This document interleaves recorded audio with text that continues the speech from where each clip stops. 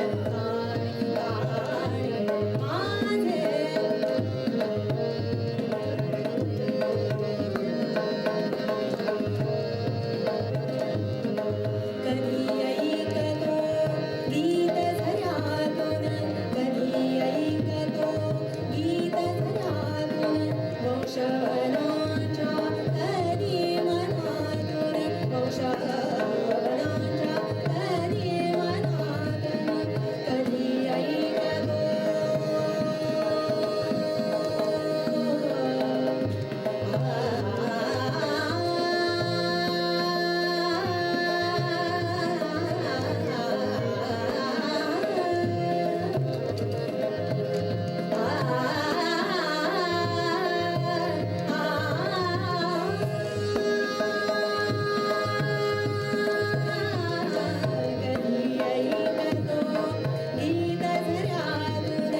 वंशवनांच्या कधी मनातून कधी वाऱ्यातून कधी ताऱ्यातून झुळझुळतात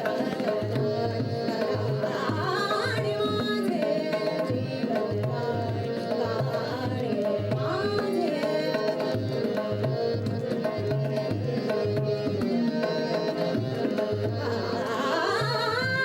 गावी हा गाणं माझ्या संगे गावी हा गाणं माझ्या संगे गावी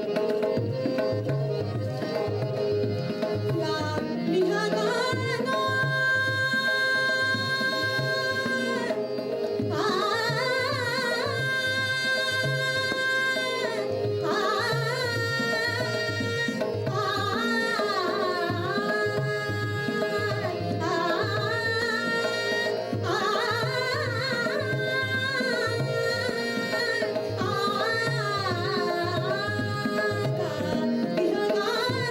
माझ्या संगे सुरावरी हा जीवन रंगे सुरावरी हा जीवन रंगे तुमच्या माझ्याही सुरातून उसळे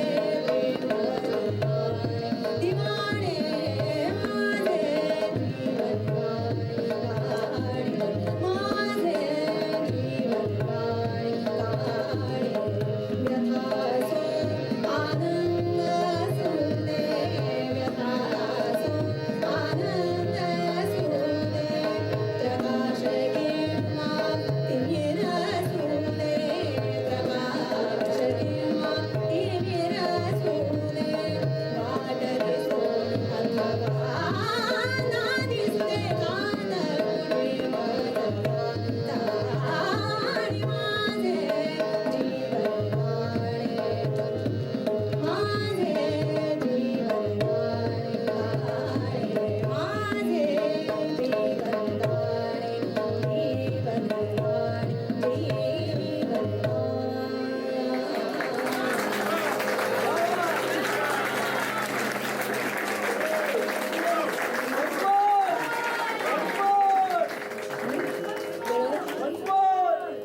वेळ असेल तर घे घेऊ बरीच चांगली गाणी आहेत. वेळ असेल तर खा. सगळी गाणी खूप चांगली आहेत. तर घेऊ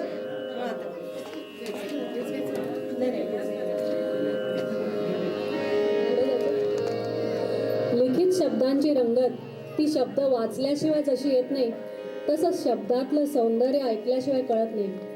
हे सर्व जरी खरं असलं ना तरी मात्र प्रियकर प्रेयसी यांची पहिली भेट, ती रम्य आठवण, त्यावेळेचा तो अबोला, ती नजरेची देवाणघेवाण, निशब्द शांतता, तो क्षण बरंच काही बोलून जातो. त्यावेळेचा मनात हृदयात दडलेला आनंद वर्णन करायला शब्दही अपुरे पडतात. अर्थात शब्दांची गरजच भासत नाही म्हणा ना, त्यांच्याशिवायच काम चालून जातं. ऐका तर. शता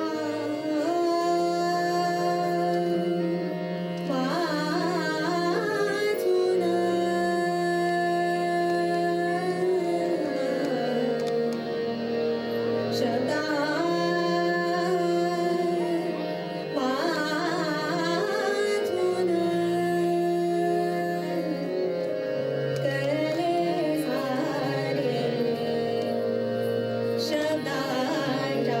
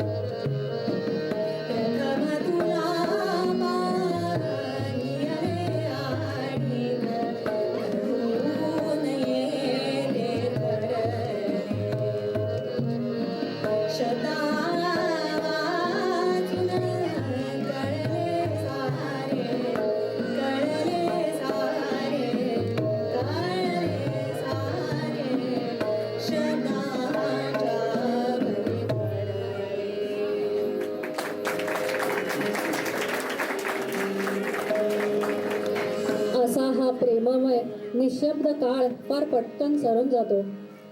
मग मात्र शब्दाला शब्द, भांड्याला भांड, वाट्या चमचे काटे काय मिळेल ते वाजत असतं. प्रत्येक जण रोजच्या रटाळ जीवनात रममाण होऊन जातं. आपल्या साध्या साध्या आवडत्या गोष्टी करायलाही कधी वेळच अशक्य होऊन जातं. पण हृदयातला मनातला एक कप्पा असा असतो की सर्व चांगल्या आठवणी तिथे साठवलेल्या असतात. फुलांमध्ये मध असतो ना, अगदी त्याचप्रमाणे आपले मन या रहाट गाड्यात कुठेही बिरबिरले भरकटले तरी पुन्हा पुन्हा त्या मधाळ आठवणींना चाखायला भ्रमरासारखे आतुर असते. ऐकूया तर असाच एक जपलेला संगीतमय मधाळ साधा.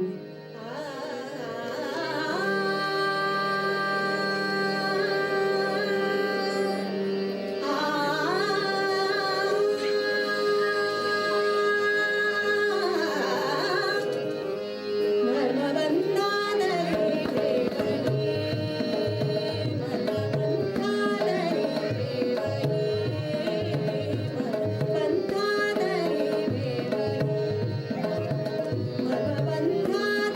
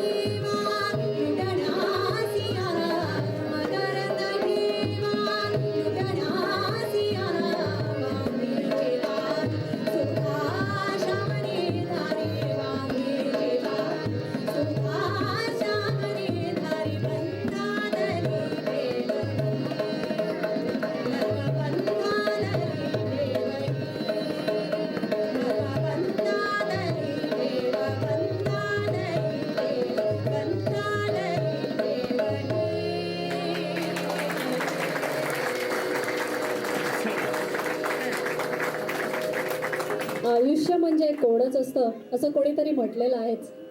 कधी गणिताचं तर कधी शब्दांचं, कधी संपूर्ण जीवनचित्राचं तर कधी माणसामाणसातल्या नातेसंबंधातलं, किंवा कधी कधी तर आपल्याच मनात असलेल्या प्रेम, क्रोध, द्वेष, मत्सर अशा अनेक भावभावनांचे झालेले जाळे सुटत नाही.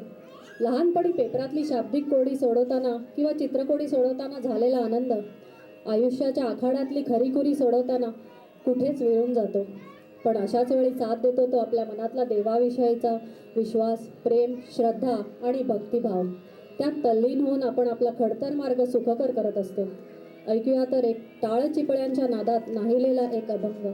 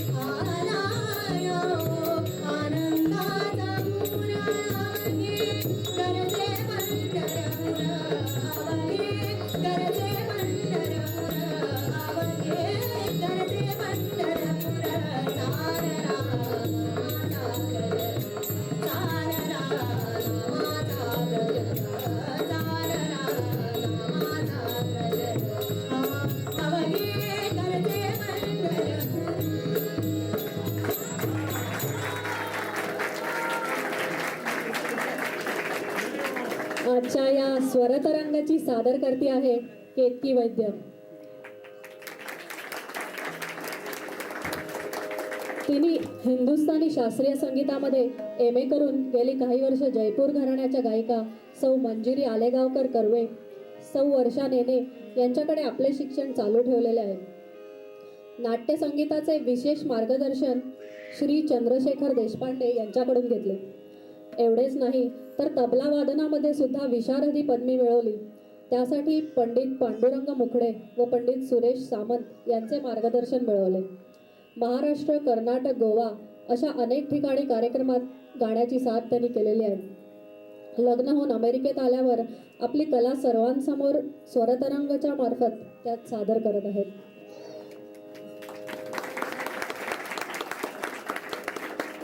इंद्रधनुष्याला जशी सप्तरंगांशिवाय मजा नाही, तसंच गाणं सादर करताना नुसतं गाणं गळ्यात असून चालत नाही.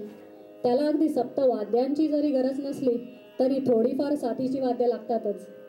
आज ते काम चोख बजावतायत हे बाकीचे कलाकार. तबला नरेंद्र चिरमुले.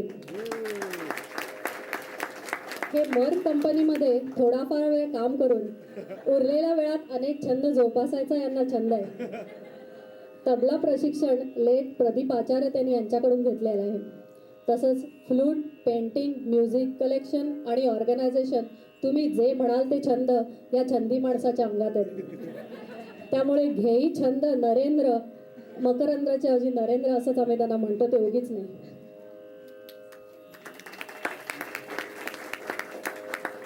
पेटीची साथ करत आहेत आपल्या सर्वांच्या ओळखीच्या आणि आवडीच्या डॉक्टर वनिता कुबल.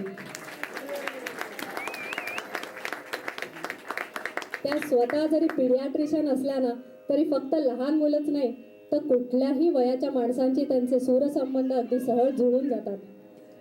त्यांच्या हातातल्या बोटांची जादू नुसती पेटी, सिंथसायझर किंवा ऑर्गनपर्यंतच मर्यादित नसून उत्तमोत्तम खाद्यपदार्थ करून सर्वांना खायला घालायला त्यांना खूप आवडतं. आणि ड्रॉइंग आणि पेंटिंगची पण त्यांना विशेष आवड आहे. विशेष म्हणजे त्यांनी पेटीचे प्रशिक्षण कुणाकडेही घेतलेले नाही. त्यांनी आत्ताच 7 पंडित जसराजांबरोबर केलेली त्यांची CD आत्ताच प्रसिद्ध झालेली आहे.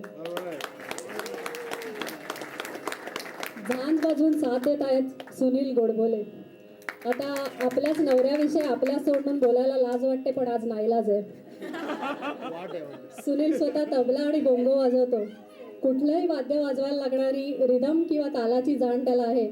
तसंच कुठलाही गेम पटकन आत्मसात करतो. क्रिकेटच्या मैदानावरही त्यांनी बरीच कीर्ती गाजवलेली आहे. आणि ह्याच्या पुढे आणखी काय बोलायला मला बंदी आहे. आता थोडंसं स्वतःविषयी. ऑक्युपेशनल थेरपिस्ट म्हणून मी एका रिहॅब हॉस्पिटलमध्ये काम करते. मला लेखन, वाचन, पेंटिंग आणि कुठल्याही प्रकारची बडबड करायला आवडतं, हे आता तुम्हाला कळलंच असेल. लग्नामध्ये जसा नारायण, नाटकामध्ये सूत्रधार, तसंच संगीत मैफिलीमध्ये निवेदकही असावा लागतो. शब्दांचे पुष्पगुच्छ गुंफून थोडीफार रंगत आणण्याचे आणि मुख्य म्हणजे गायिकेला किंवा विश्रांती मिळावी हाच हेतू असतो. मला वाटतं आता भरपूर विश्रांती मिळालेली दिसते. तर ऐकूया पुन्हा एकदा एक भक्ती रसपर अभंग.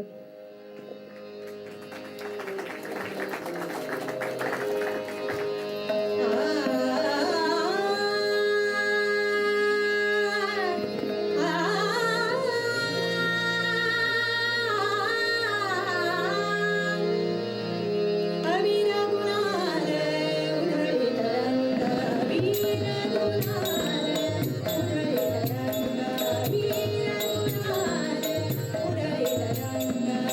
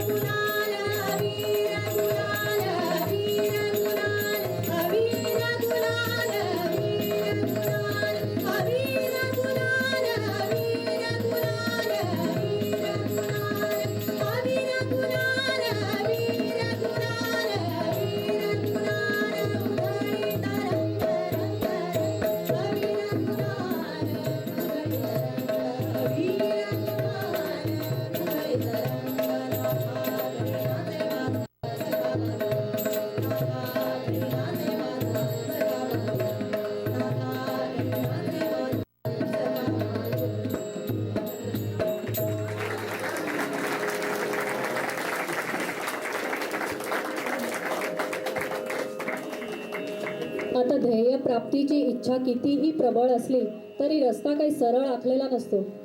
बहुतांशी सर्वजण आपण त्यासाठी लागणारं प्लॅनिंग कळत नकळत करतच असतो.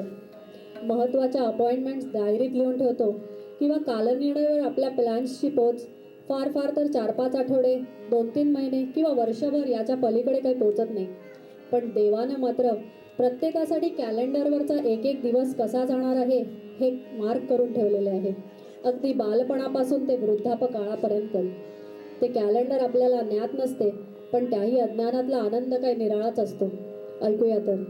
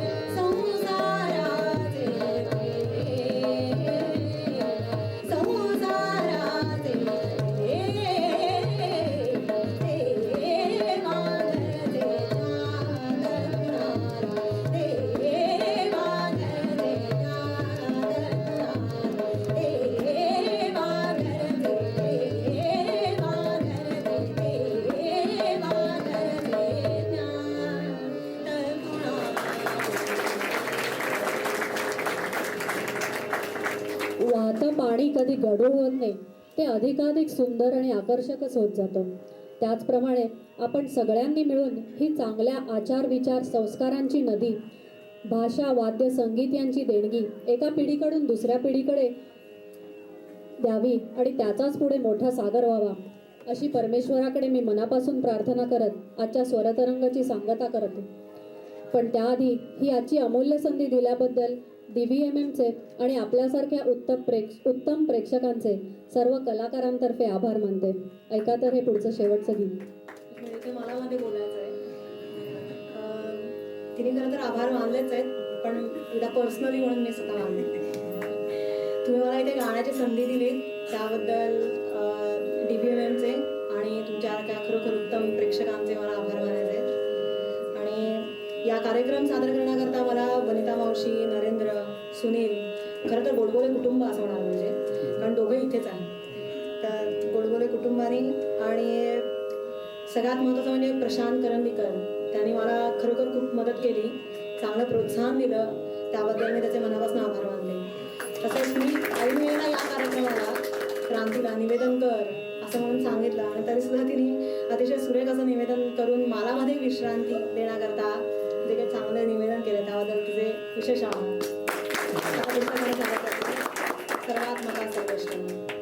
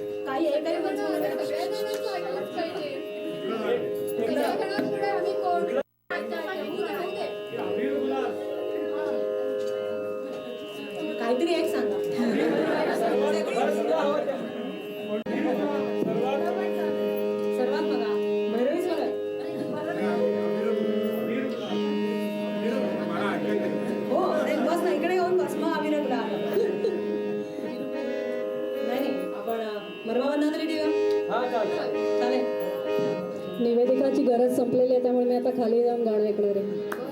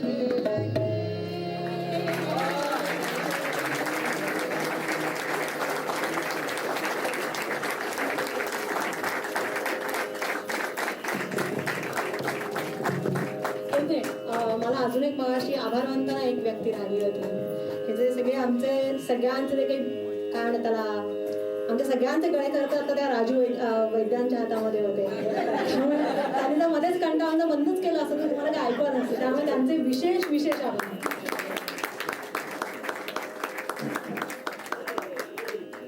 वा वा, खूपच सुंदर. म्हणजे आम्ही मराठी मंडळाने संधी दिली असं म्हणण्यापेक्षा केतकीने आपल्याला तिचं गाणं ऐकायची संधी दिली असंच म्हणायला पाहिजे.